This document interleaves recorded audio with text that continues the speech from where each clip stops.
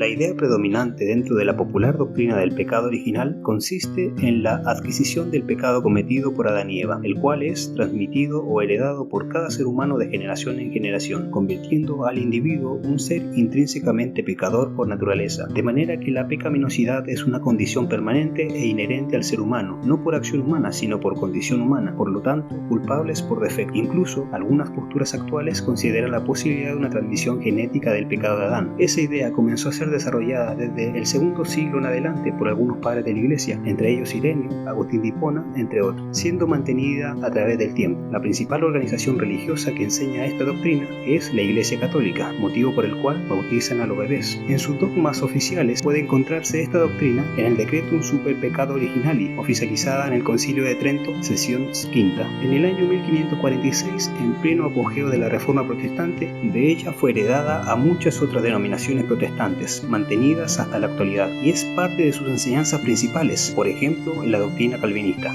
Sin embargo, en contraste con esta concepción, la enseñanza bíblica nos presenta otra realidad.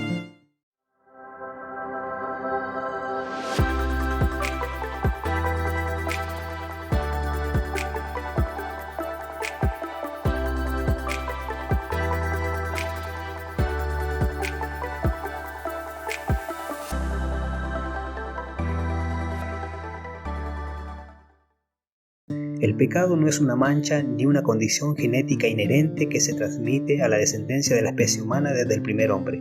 Más bien, la Biblia enseña que el pecado es una acción, literalmente el incumplimiento de la ley de Dios. La primera epístola de Juan lo presenta así. Todo el que comete pecado quebranta la ley. De hecho, el pecado es transgresión de la ley. Este concepto, más allá de estar moralmente cargado, sigue la lógica jurídica de un delito. En este caso, las normas a respetar son los mandamientos y las ordenanzas del Dios, y la sanción es la muerte. Pero evidentemente la muerte no es inmediata, sino más bien una consecuencia del desgaste del cuerpo humano, que cuando llega a ese momento de disfuncionalidad vital máxima, el cuerpo deja de tener vida, y que como hemos visto en el artículo sobre la creación de Adán, esta es una condición natural desde que fuimos creados. Ahora bien, el pecado de Adán fue desobedecer la orden del Dios al comer del fruto que se le había prohibido explícitamente consumir, y la paga de esa desobediencia le trajo por consecuencia llegar a morir, es decir, que su cuerpo llegara a su fin funcional. Cuando Adán pecó, no heredamos su pecado, sino más bien la consecuencia de su nueva situación, una vida fuera del paraíso, apartados del árbol de la vida, o sea, de la fuente de la perdurabilidad del cuerpo humano que le permitía vivir para siempre. Es decir, que definitivamente el hombre heredó una vida sin la posibilidad de vivir para siempre, al perder el acceso a la vida eterna que el árbol de la vida le permitía mantener.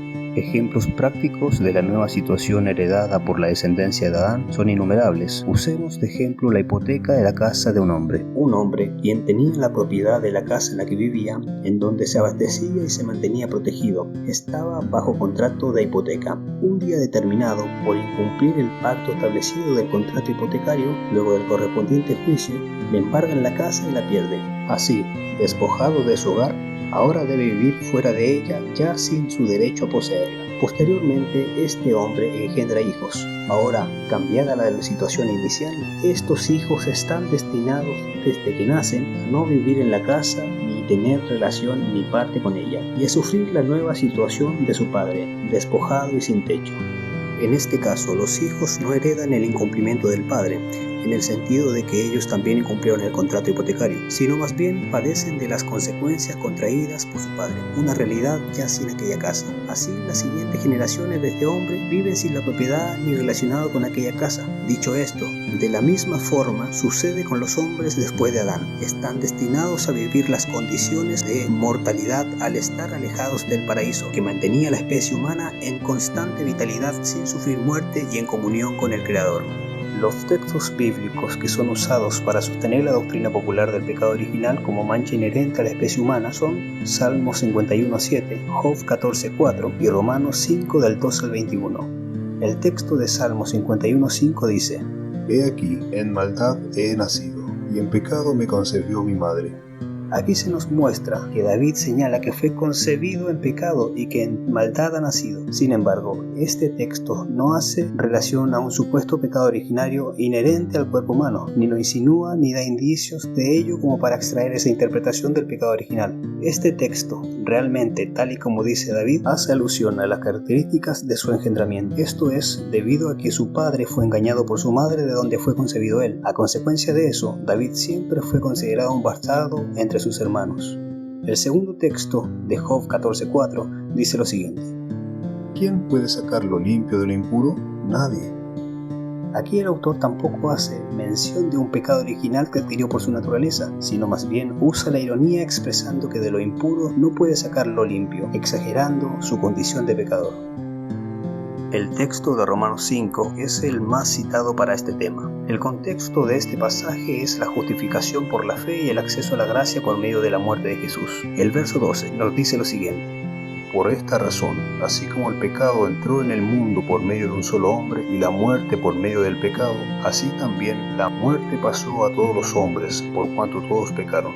Se nos señala aquí que el pecado entró en el mundo por un hombre. Esto significa que la transgresión a la voluntad de Dios, ley, mandato, orden, comenzó o inició por Adán, y comenzó la condenación de los hombres. La muerte en este pasaje hace referencia al destino final, a la condenación, y no a la muerte primera. Así, al comenzar a regir la ley, comenzó el pecado y la condenación, haciendo contraste con la salvación o vida eterna. El verso 13 dice: Antes de la ley, el pecado estaba en el mundo, pero como no había ley, el pecado no era tenido en cuenta. Esto significa que desde Adán, cuando entró la ley, ya que al comer del árbol del conocimiento del bien y del mal, la moralidad del hombre cambió y por lo tanto susceptible de hacer lo malo consciente y voluntariamente. El hombre fue condenado a muerte por cuanto todos pecaron. Si el texto se refiriese a un pecado original inherente a la naturaleza humana, sería inconsistente hablar de que todos pecaron. Más bien diría: todos adquirieron o tienen el pecado, o similar. Posteriormente se nos dice en el verso 14: No obstante, la muerte reinó desde Adán hasta Moisés, aún sobre los que no pecaron, como una ofensa semejante a la de Adán, quien es figura del que había de venir. Este pasaje demuestra que la muerte a la que se refiere es la condenación final, y no la primera muerte. De lo contrario, no tendría límites tal reinado de la muerte, pues hasta ahora todos morimos naturalmente. Aquí se menciona a Moisés haciendo referencia a que con Moisés comenzaron los actos de expiación de los pecados, es decir, una salida expresa para el perdón de los pecados. Ciertamente, los hombres mueren siendo perdonados o no de sus pecados, independiente de niños o adultos, todos morimos como condición natural. Sin embargo, la condenación final a la muerte se debe al pecado cometido por cada uno, por cuanto todos pecaron, y esto lo inició Adán, debido a que con él entró la condenación, pues inició la ley y el pecado, es decir, la ley y la transgresión a ella, por ende, la condenación.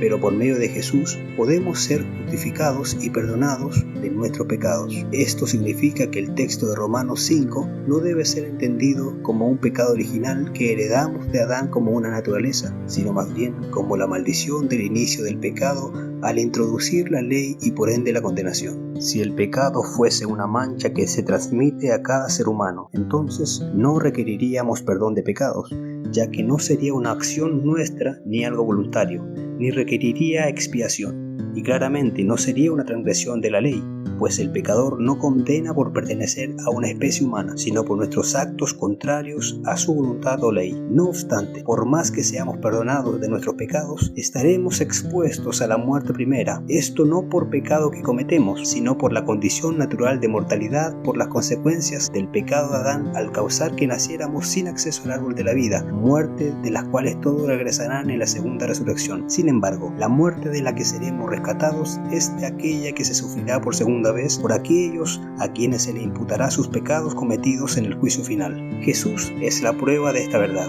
Habiendo sido humano, fue un sacrificio limpio ante el Dios por no haber cometido pecado, quien cumplió todo lo establecido por su Padre, sea tanto sus leyes como su voluntad hasta su muerte. Su santidad fue producto de su obediencia, a pesar de ser humano como todo otro hombre. De lo contrario, si el pecado original fuese una condición humana e inherente a ella, su condición biológica no le permitiría haber sido un sacrificio aceptable, porque él fue completamente humano al encarnarse. Puede leerse Filipenses 2, del 5 al 8. Un pasaje de las epístolas de Pedro nos ilustra este punto, quien señala que Jesús fue sin pecado, ya que él no los cometió. Primera de Pedro 2, versículo 22. Cristo no cometió jamás pecado, ni engañó jamás a nadie. Por esto, cada uno de nosotros será juzgado según sus propias obras. Romanos 2, 6 al 9, Apocalipsis 2, 23. Y no por su naturaleza ni por las acciones de otro. Ezequiel 18, 20.